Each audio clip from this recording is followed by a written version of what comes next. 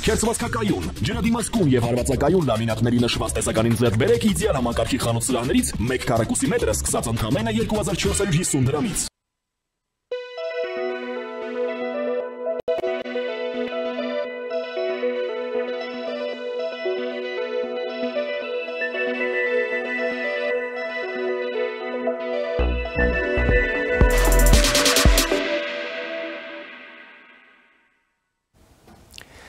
Ողջույն հարգարժան տիկնայք եւ պարոնայք,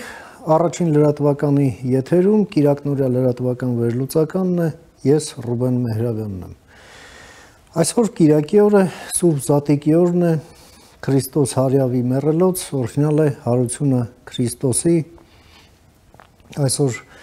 հայ ժողովուրդը, հայ առաքելական եկեղեցու հետևորդները, այլ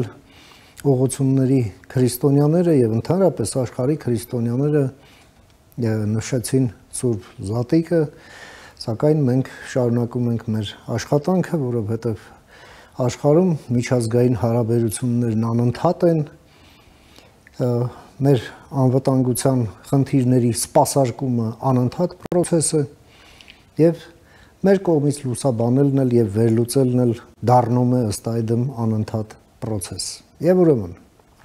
սկսենք մեր անվտանգության միջավայրին առնչվող մի շատ կարևոր հարցից, խոսքը վերաբերվում է Իրան Միացյալ Նահանգներ ընթացող բանակցություններից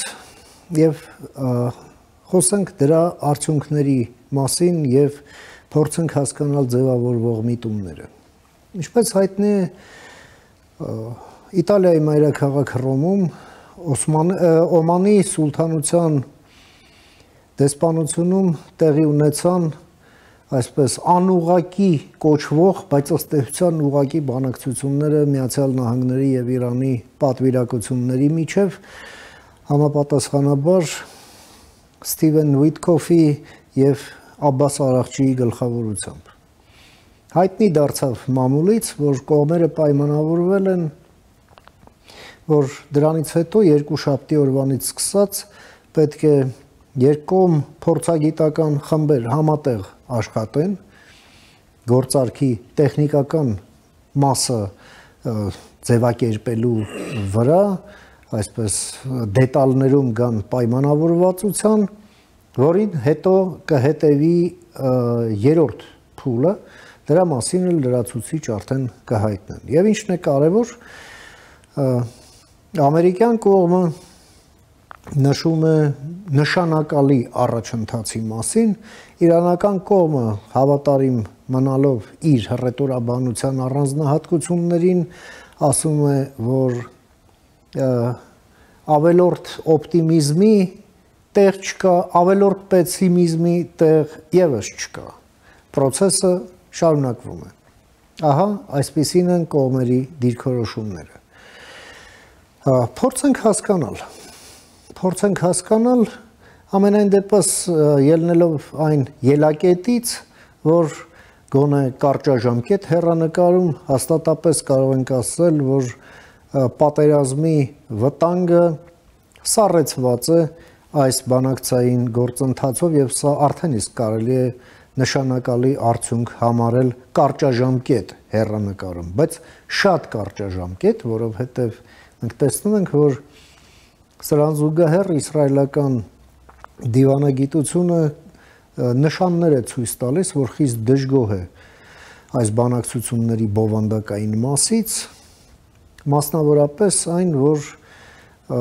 Իրանի միջուկային ծրագիրը ամբողջությամբ չի լիկվիդացվելու։ Եվ մամուլում այսպես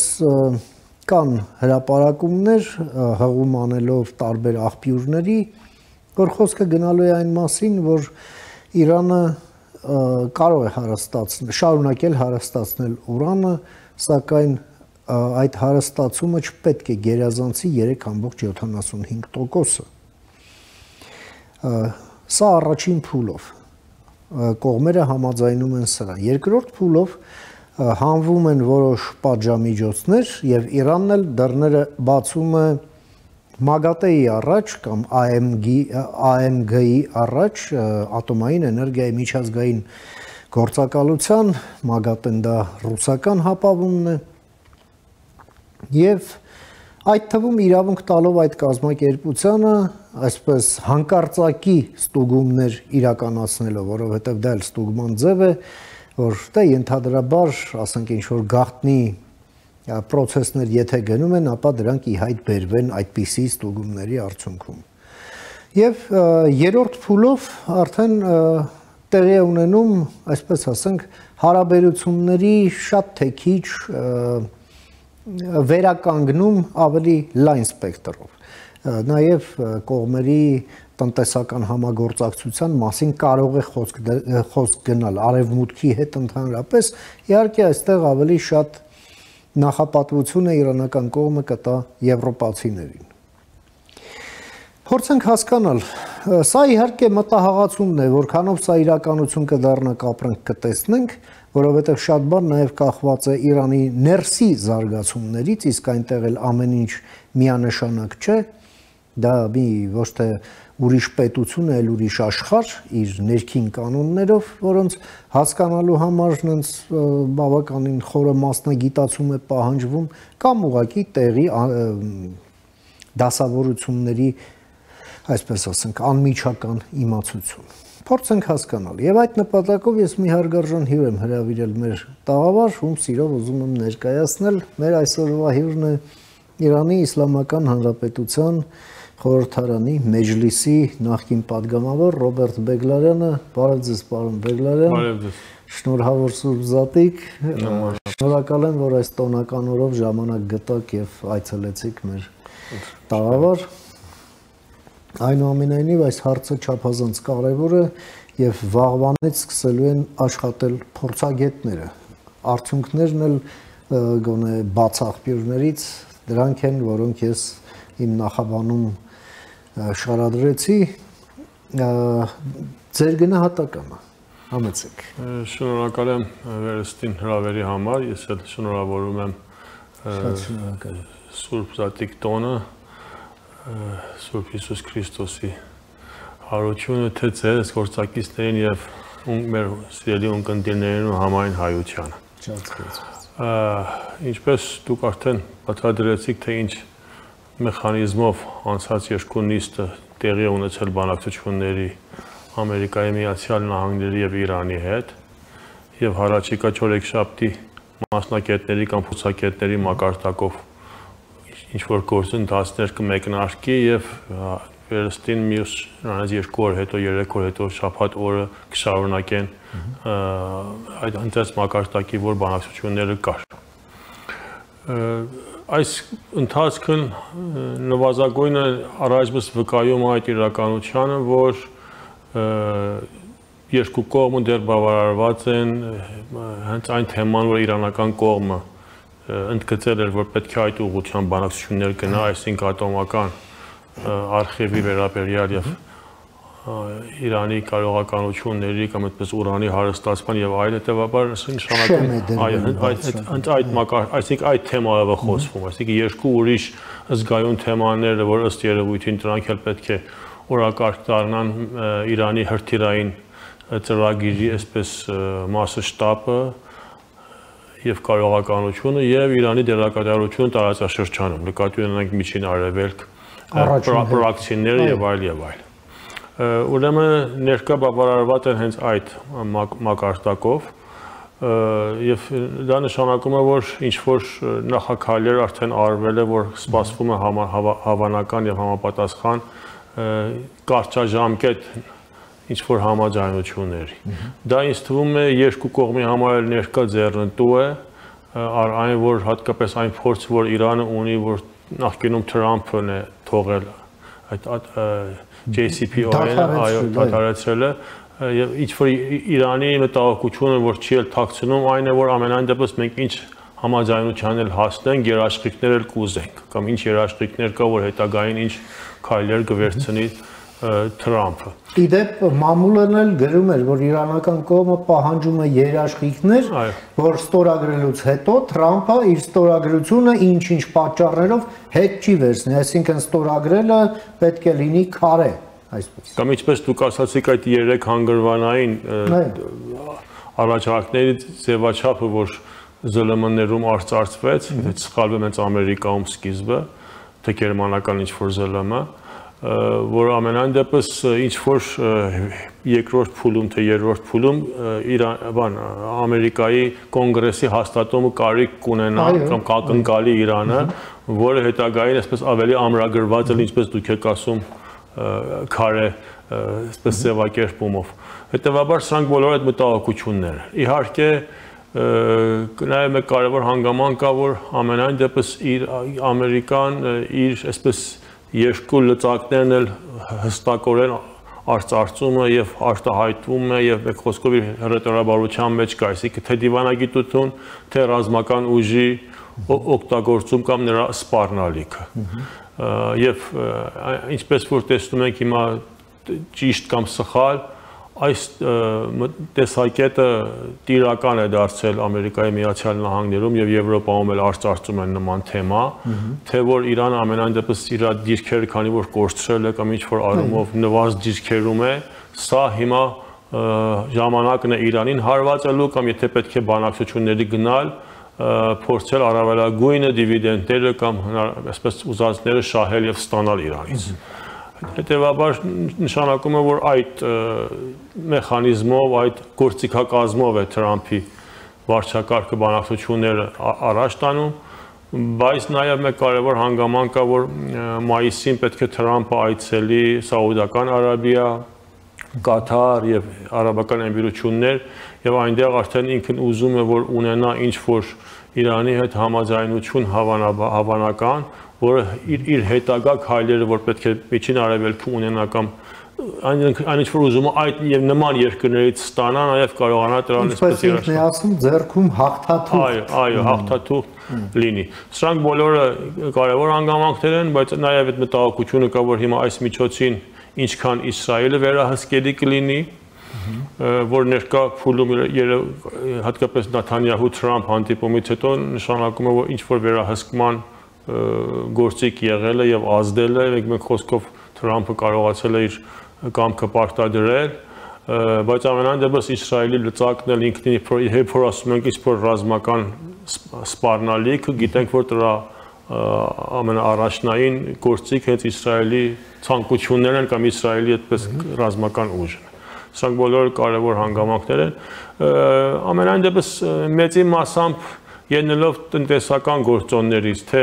Ամերիկայի համար այն տնտեսական գործոնները, որը զգայունը կարևոր են, թե Իրանի համար, մեծի մասամբ փորձագետների կարծիքով այս բոլորը կարճաժամկետ ինչ-որ համաձայնության հավանականությունը բարձր է, բայց այդ կարճաժամկետը ինչ մեխանիզմներով արդյոք կհանգի միջին ժամկետ կամ երկարաժամկետ, դեռ կարծում եմ, որ բավականին սպասելու կարիք կա, այսինքն ոչով չի կարող վերջի վերջո, ոչ ինչպես հիմա ասվում է պեսիմիստ լինել 100% կամ միանշանակ այսպես օպտիմիստ լինել։ Պարոն Բեգլարյան,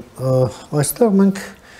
տեսնում ենք նաև երրորդ մասնակցի ստվերը առնվազն, խոսքը Իսրայելի մասին է։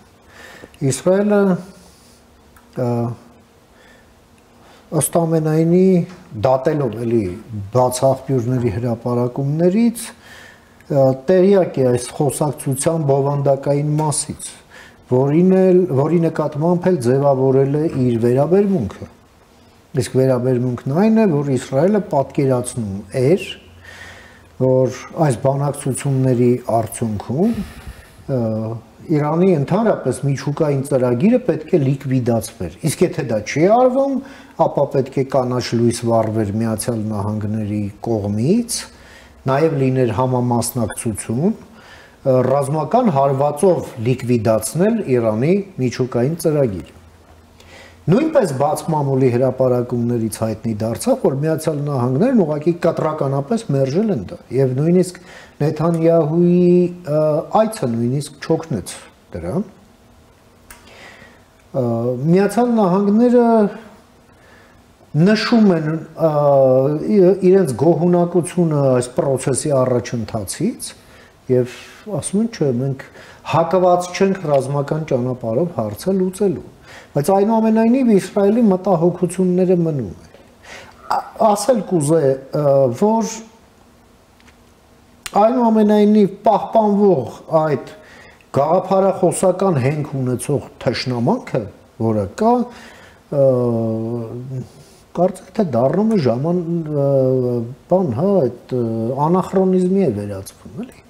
Բանը վատ հաշվի առնելով, որ այդ, ինչպես դուք ասացիք, այդ գոտին, հա, որը կոչվում էր դիմադրության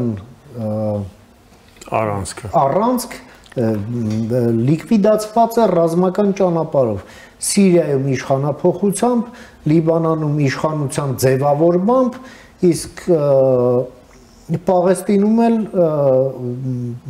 այդ ռազմականացված շարժումների ռազմական ճանապարհով ջախջախմամբ Համասի եւ համապատասխանաբար Լիբանանում էլ Հեզբոլլահի, հա, որը գլխավոր խոչընդոտներ, որ այնտեղ ընդհանրապես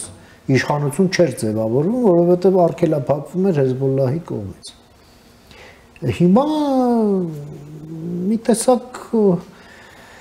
ինչ-որ ավելի կառավարելի վիճակների պահանջարկ կա, էլի։ Ես հասկանում եմ գաղափարախոսությունն էլ, նաև Իսրայելի մտահոգությունները սրա հետ կապված, ի վերջո իրանական հրթիռները, նո, այսպես ասենք, այդ տարածաշրջանի համար բավականին, այսպես, հաջողված նախագծեր են, հա, տեխնիկապես հաջողված եւ Իսրայելն էլ հիմքեր ունի դրանից, ասենք, մտավախություններ ունենալու եւ նաեւ այդ հարցը լուծելու ինչ-որ պահանջ դնել իր դաշնակցի առաջ։ Ինչպիսի զարգացում եք դուք այստեղ տեսնում, պարոն Բեգլարյան, եւ Իսրայելի դերը այս ամեն ինչում եւ մոտեցումները ինչպիսին կլինեն սրա հետ կապված համապատասխանաբար Իրանում, Միացյալ Նահանգներում եւ այո նաեւ Իսրայելում։ Համեցեք։ Իհարկե իսկապես թեման բազմակողմանի է։ Բայց ես կարծում եմ, քանի եկեք փորձեմ չերկարացնել, բայց կարծում եմ, քանի շերտ ունի նման, այսպես վերից եթե ուզենանք հայացք նետենք դեպի ներքև, նախ որ կարճաժամկետում քաղաքական գործիչները նկատի են ունենում իրենց անձնական հեռանկարային, իրենց համախոհների ու կուսակցությունների այսպես ծրագրերը եւ ըստ իրենց շահերը դա այսպես բացադրված եւ ընդունված գործոն է, որ կարծում եմ քաղաքագետները բոլորը համաձայն են։ Այսինքն Նաթանյահուի նման մեկ անձնավորություն ամենայն դեպս ունի անձնական շահեր։ Պատվախնդրություն յուրովի։ Բացի դրան իր անձնական շահերը նկատի ունեն նաեւ այդ խնդիրները, որ ինքն ունի, ասենք Իսրայելում դատարանների հարցը ունի, դատական process-ների եւ այլն։ Հասարակության զգալի մասը։ Այո, այդտեղից եւ գաղափարախոսական։ Դրանք բոլորը ուրեմն ուզենք կարճաժամկետ որոշումների վրա կազդեն։ Բայց ինչպես որ մենք ասում ենք ներկա ժամանակահատվածում տարածաշրջան եւ գլոբալ այսպես աշխարհաքաղաքական հարցերը անցումային են եւ պետք է վերստին վերադասավորումներ լինի, սրանք բոլորը ինչ որ պետք է ասել օրինակ Ամերիկայի Միացյալ Նահանգների, Չինաստանի, Եվրոպայի եւ Ռուսաստանի նման, ինչու՞ չէ նաեւ Իրանի նման երկրների հետագա ծրագրերի համար կարեւոր են դառնում, այսինքն մենք ավելի երկարաժամկետ նույնիսկ մինչև 30 տարի, 40 տարի հետագա համաշխարհային ընթացները ինձ թվում է նրանց համար կարևոր եւ կարևոր է դարձել։ Կարևոր ոլորտներից մեկը բացի էներգետիկը նաև ինչու՞ չէ կենսոլորտային հարցն է, համաշխարհային միգրացիայի կառավարում դարձնելն է, իրենց երկրի ներսում տնտեսական եւ տեխնոլոգիկ գործունակությունը բարձրացնել, խոսքով տնտեսական զարգացման մեկ մակարդակ ապահովել, որ հետագա 50 տարվա մեջ այդ երկրները խոսք ունենան ասելու, թե իրենց կառավարելու համար, թե իրենց ժողովրդի համար եւ թե իրենց անվտանգությունն ու խաղաղությունը։ Հետևաբար, եթե այս գործոնները նկատի ենք առնում, սրանք էլ որոշիչ դեր ունեն որոշումների հարցում։ Հիմա ավելի կոնկրետացնել մեր թեմային վերադառնանք, դուք տեսաք, որ անցած շաբաթ Սաուդիայի Արաբիայի այսպես պաշտպանության նախարարը կարծեմ Իրան այցելեց, որ ինքը այսպես աննախընթաց երևույթ էր, նրանք որ ծանոթ են Սաուդիական Արաբիա Իրանի հարաբերության պատմությունը, Իրանի իսլամական հանրապետության պատմությունը կարծում եմ որ համաձայն կլինեն ինձ հետ թե շատ կարևոր այց է այս այցը։ Հիմա տեսակետներ տարբեր կա իհարկե։ Եվ անմիջապես հետո երեք անցյալ օրը Իրանի Սաուդյան Արաբիայի թագաժառանգը Բեն Սալմանը, Մոհամմադ Բեն Սալմանը թուիթ այսպես թողարկեց եւ այնտեղ ընդգծեց եւ պահանջեց արևմուտքից իմաստնավորի Եվրոպայից երկու թեմայի մասին հստակ քայլ կատարել։ Մեկը Պաղեստինում այս ոչրագործությունը, որ Գազայում տեղի է ունենանում, առաջ բռնել եւ այսպես փորձեն հստակ քայլ վերցնել դադարեցնել սպանությունները Գազայի ու Պաղեստինի ժողովրդին։ Երկրորդը այն, որ Իսրայելին պարտադրեն հարկի Իրանի հողային ամբողջականություն։ Այսինքն սա ցույց է տալիս, որ այդ երկրները իրենց հերակա եւ հետագա ծրագրերի համար նկատի ունեն, որ անպայման պետք է տարածաշրջանում ինչ-որ խաղաղություն լինի։ Մենք գիտենք, որ Սաուդական Արաբիան ինքը լրջակույն ծրագիր ունի ատոմական էներգիայի հարցում, Ամերիկայի հետ բանակցումը եւ այսպես պահանջում է, որ ինչ-որ պրոտոկոլ կա Ամերիկայի պաշտպանության նախարարության թե ինչ-որ առումով, որ կարողանա օգտագործի այդ պրոտոկոլից եւ Սաուդական Արաբիան իր հողի մեջ ունենա ուրանի հարստացում։ Այո, դա համաձայնագիր 1-2-3։ Այո, 1-2-3։ Եվ գիտենք, որ ամերիկյան իրենց ասում են, ինչպես որ մենք Արաբական Էմիրատներին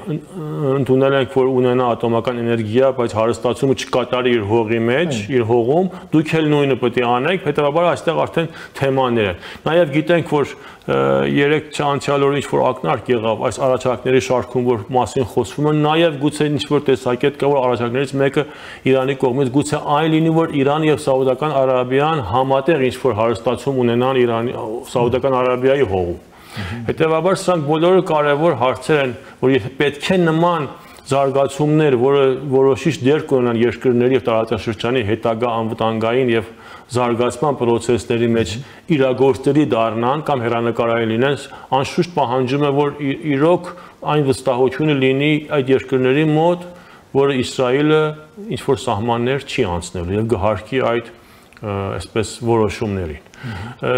Իսկ թվում է սա ուրեմն շատ կարևոր հարց է, այսինքն հավանական բանակցությունների գործընթաց եւ նաեւ նման երկրների դերակատարություն, ինչպես քիչ առաջ մատնանշեցինք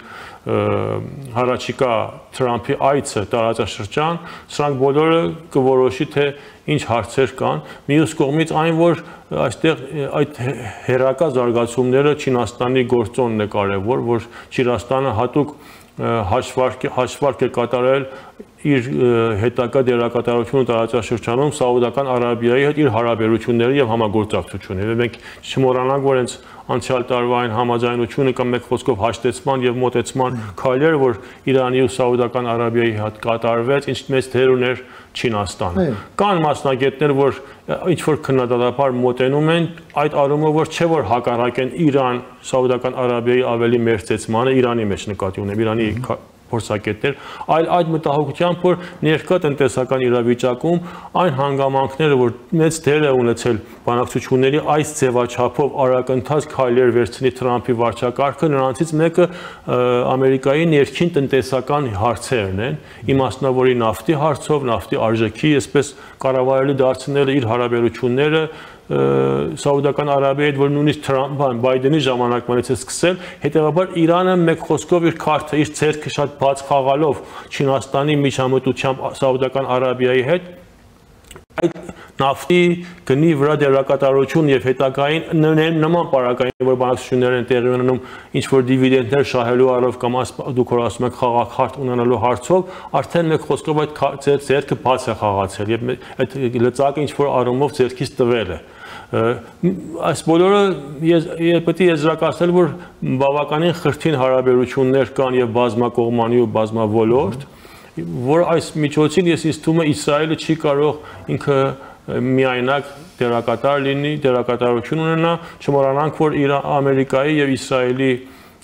միջև նաև չգրված կամ ինչ որ ձևով պրոտոկոլ կա, որ անպայման ինչ նման պարագաներում ինչ ակտեր Իսրայելը կատարում է, պետք է նախապես Ամերիկան տեղյակ լինի, դա բոլորս էլ գիտենք, բայց դա արդեն ինչ որ հստակեցված մեխանիզմ է։ Սրանք բոլորը վկայում են, որ ինձ թվում է դեռ Իսրայելը, թեպետ ես էլ ասացի, այդ մտահոգությունը կա, անպատրաստից ինչ որ մեկ գործ անելը մտահոգիչ է, բայց մեծի մասամբ ներկա իրավիճակը այդ պարամետրներով, որ ես բացատրեցի, կարելի է ասել, որ ավելի մեծ տոկոսով կառավարելի է Իսրայելը այս պահին, քան թե այդ որ սպասենք ուրիշ ակտեր կատարվի, բայց նաև չմոռանանք, որ ինչպես շեշտեցի, ամենայն դեպս Ամերիկայի Միացյալ Նահանգները այդ երկու լծակներով է զուգահեռ հանդես գալիս բանակցության սեղանի շուրջ, այսինքն այդ պատերազմի սպառնալիքը եւ Իրանի խոցելի կետերին հարվածել։ Պարոն Բեգլարյան, տեսեք, դուք նշեցիք, որ այնուամենայնիվ, որքան էլ որ այո, սա միջուկային գործարքի մասին է, հա, հետնել կան հարակից այլ հարցեր, կամ կարող են լինել, կարող են չլինել, մեկը ուզում է որ լինի, մյուսը չի ուզում որ լինի։ Այնուամենայնիվ հարցը միջուկայինն է, մեխը, հա, այս բանակցությունների։ Բայց դուք նշեցիք, որ հստակ այստեղ կա նաև մերձավոր արևելյան համատեքստ, ուղղակի ակնհայտ։ Եվ այդ հարակից հարցերն էլ հենց այս միջուկային հարցի մեջ էլ այո այդ համատեքստը կա։ Մերձավոր արևելքը այսպես գերազանցապես արաբական է։ Շատ անմիաբան մի այսպես հանրույթ է այս տարածաշրջանը, պատմականորեն դա այդպես է։ Մենք տեսնում ենք, որ Քաթարը օրինակ շահագրգռված է, որ այնուամենայնիվ համաձայնություն լինի։ Էմիրություններն էլ եւս, որովհետեւ եթե չի լինում դրա այլընտրանքը պատերազմն է, պատերազմի ժամանակ դրանք բոլոր փոքր պետություններ հայտնվում են այսպես խաչաձև կրակի ներքո։ Ոչ մեկին սա ձեռք չի տալիս։ Եվ անպայման կարելի կոյանան ինչ-որ հզոր գերուժի կամ ուժի ամփովանու ներքո գոյատևելը եւ դա արդեն իրենց կախվածությունն ու ծրագրերը կփոխի։ Այո, ամբողջությամբ։ Կամ էլ պետք է իրանք էլ ներքաշվեն պատերազմի մեջ, ինչ-որ ձևով իրենց գլուխը պահելու համար, այսինքն տարածաշրջանային պատերազմի հետ գործ կունենանք, որը հաստատ որևէ մեկի շահերից չի բխում եւ արաբները դա հասկանում են։ Մենք Օմանի այսպես բարեկամքի դրսևորումն ենք տեսնում, հա, պատրաստակամությունը, մենք տեսնում ենք, որ Օմանի արտգործնախարարն է, որը սուլթանի եղբայրն է, թե զարմիկն է, չեմ կարող ասել, այնուամենայնիվ այդ իշխող ընտանիքի անդամ է, նա եւս այսպես բարեկամական հայտարարություններ է հասցեագրում թե մի թե մյուս կողմի։ Հյուսիսային Աֆրիկայի արաբական երկրները իրենք դե հեռու են ընդհանուր sense հերթապահ հայտարարություններով են հանդես գալիս։ Իսկ մնացած այսպես ասենք, լավ արաբական լիգայով որ հավաքվեն, ինչ եք կարծում, կա այդտեղ ինչ-որ ինտեգրալ մոտեցում էս ամենին եւ ընդհանրապես արաբների վերաբերմունքը Իրանի դերին, հա, հաշվի առնելով այն, որ այդ Համասում խնդիր կա, հա, Գազայի տարածքում այդ Պաղեստինի հարց պետք է լուծվի, Եվրամիությունը այո պնդում է երկպետական լուծման վրա, հազարով մի հարց կա Իսրայելի հետ կապված, բայց նաեւ այո ձգտում կա այդ հարցերը դիվանագիտական ճանապարհով լուծեն վերջանա։ Հարցս հետևյալն է, ինչպիսին է այս գործարքի կամ պոտենցիալ գործարքի նկատմամբ արաբական պետությունների վերաբերմունքը ձեր կարծիքով, առանցքային։ Ես կարծում եմ հենց այդ նախկին հարցերի շուրջ որ քննարկեցիք, ինչ որ չափով հստակ է, որ եթե արաբական երկրները հարաճիկա համաշխարհային գործընթացների միջև տարածաշրջանի փոփոխությունների հարցով որ ուժերի վերաբաշխում պիտի լինի կամ հավանական հետագայի այսպես գերիշխող ուժերը դերակատարություն ստանձնելու հարցն է օրինակ գիտեք ասացինք Չինաստանը ինչ հաշվարկ ունի դրական եւ ինչ ծրագրերով կարևոր դեր ունի Սաուդական Արաբիան, Թուրքիան աստեղի վերջո մերձանում է կամ ամենադեպս կծված է տարածաշրջանի եւ դեր ունի սրանք բոլորը, օրինակ Ղաթարի հետ մենք գիտենք, որ այսպես մուսուլմանական եղբայրների հարցով իրենք ինչ որ համագործակցություններ ունեն, բայց ես սրանք բոլորը բացատրում եմ այն իրականությամբ, որ նման երկրներ իրենց հարաճիկա անվտանգության հերանեկարը այսպես խարսխել են տնտեսական եւ գիտական զարգացման process-ների հարցով։ Եվ դա իրանց համար եթե ուզենան այդ ուղղությամբ գան իրանց համար անհրաժեշտ է խաղաղությունը կամ առնվազն այնպես անվտանգային համակարգի մեջ կարողանան ներառվել, որ մաքսիմում երաշխավորի այդ անվտանգությունը։ Այսինքն թեկուզ սառը, բայց խաղաղություն։ Եվ այդ ուղղությամբ ես կարծում եմ թեպետ ավելի անմիջականը սպառնալիքի առումով թե մասշտաբի, թե այսպես անմիջականության հարցով Իրանի ատոմական թեման, ատոմական էներգիայի թեման, ասենք հիմա զենք չունենա եւ այլ, շատ կարեւոր է բոլորի համար, բայց այն ինչ որ ավելի Իրանին հավանաբար նման երկրների համար եւ ինչու՞ չէ արևմուտքի համար վստահելի կդարձնի, որ Իրանի նման մեկ երկիր արդեն ընդհանուր միջազգային համակարգին համահունչ քայլեր է վերցնում, քան թե այդպես որ օրենքից դուրս խաղացող լինի, այն իրականությունը, այն հանգամանքն է, թե Իրանը իր տարածաշրջանային քաղաքականությունը ինչպես կվերանայի կամ կվերավորթեգրի։ Հետևաբար, եթե ես ինձ թվում է նաև եթե այդ թեման, այդ հարցը Իրանը մեկ խոսքով պարադայգմիկ փոփոխություն տա իր մոտեցման հարցով, ենթադրենք իր հարաբերությունները,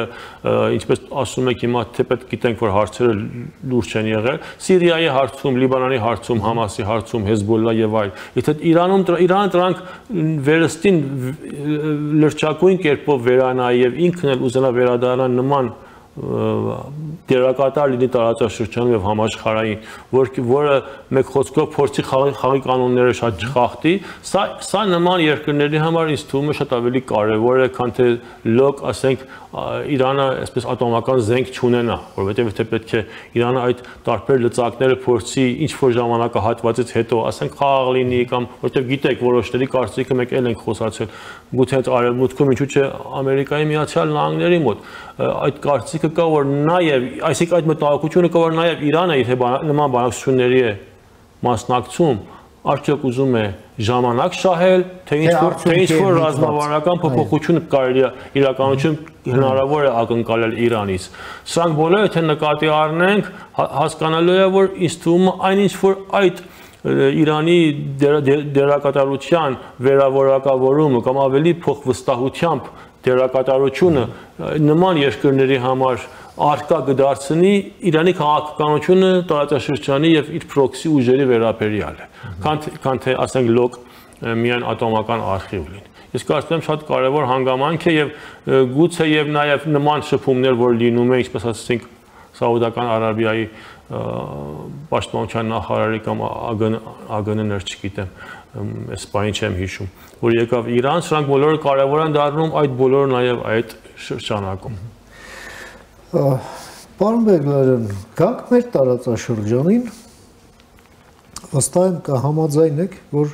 Հայաստանն էլ այստեղ ուզի թե չուզի իր պատկերացումներն ունի ցանկալի ելքերի հետ կապված եւ բացարձակապես ակնհայտ է, որ Հայաստանը շահագրգռված է խաղաղ վերջաբանի այս ամենի եւ ոչ մի դեպքում ոչ պատերազմական։ Տեսեք, զուգահեռաբար այստեղ կարևոր դեր ամենայն դեպս հավակնում է ունենալ Ադրբեջանը։ Այո, երբ Իրանի շուրջ ահագնանում է անորոշությունը, այսինքն պատերազմ կլինի թե ոչ, հենց դա այդ նախադասությունը հայտնվում է հարցական նշանի ներքո, Ադրբեջանի արժեթղթերը, այսպես ասենք, այս տարածաշրջանային քաղաքական բորսայում մեկ սկսում են աճել։ Ակտիվանում են խոսակցությունները Իսրայելի հետ, մի կողմից, որ այո, մենք ձեր հենարանն ենք մուսուլմանական աշխարհում եւ այլ եւ այլ եւ այլ։ նավթի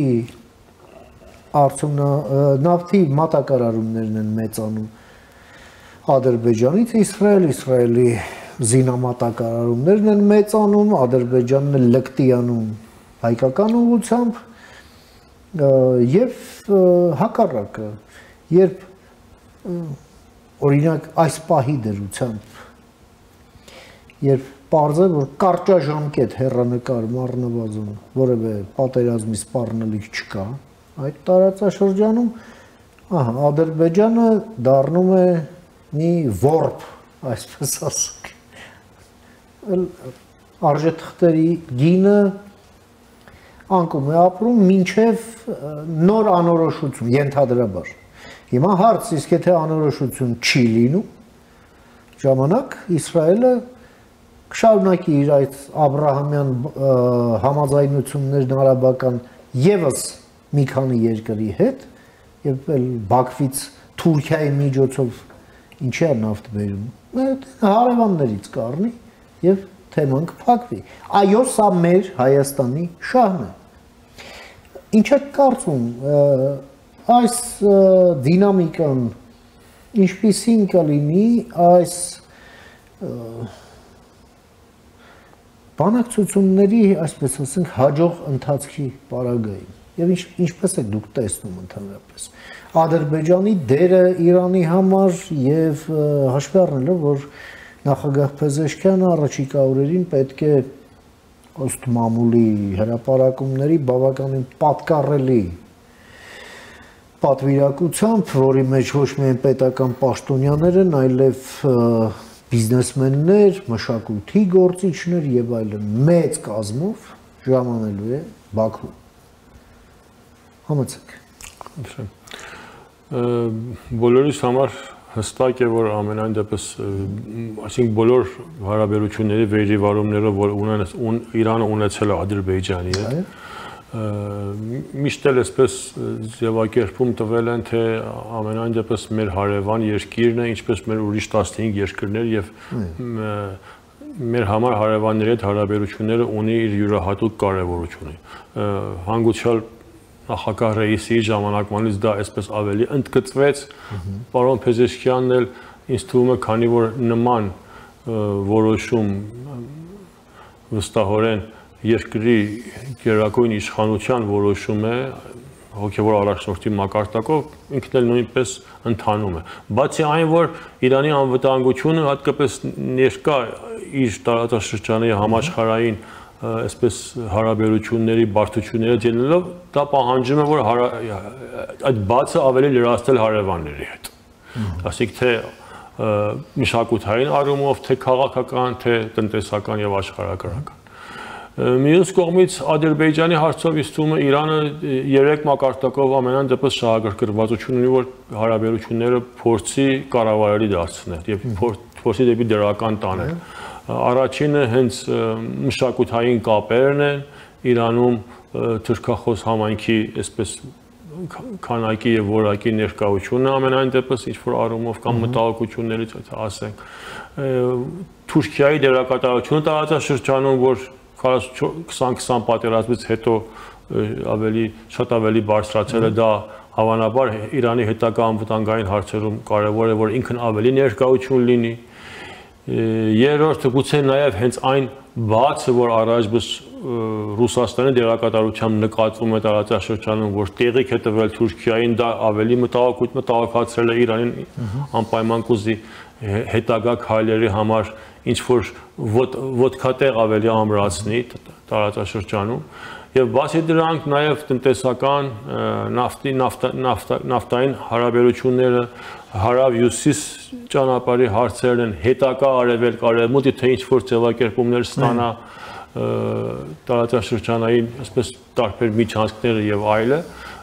եւ ինչու՞ չէ նաեւ ամենայն դեպս փորձի ավելի մոտքից Ադրբեջանի եւ Ադրբեջանի որոշ խավերի հետ հարաբերությունները վերանայի եւ վերավորակավորի եւ այսպես բարձրացնի մակարդակը, որը ավելի ըստ իրենց հնարավորությունների կամ ցանկության ավելի կառավարելի դարձնեն կամ ավելի իրենց համար կանխատեսելի դարձնեն Ադրբեջան-Իսրայել հարաբերությունների հետագա գործընթացները, որ ինչպես որ քանի անգամներ տարբեր հարցերում այսպես անակնկալի մատնվեցին Իրանում, օրինակ նկատի ունեմ այսպես ատոմական գիտնականների տերորները եւ այլ եւ այլ։ Սրանք բոլորը պահանջում են, որ Իրանը փորձի ավելի այսպես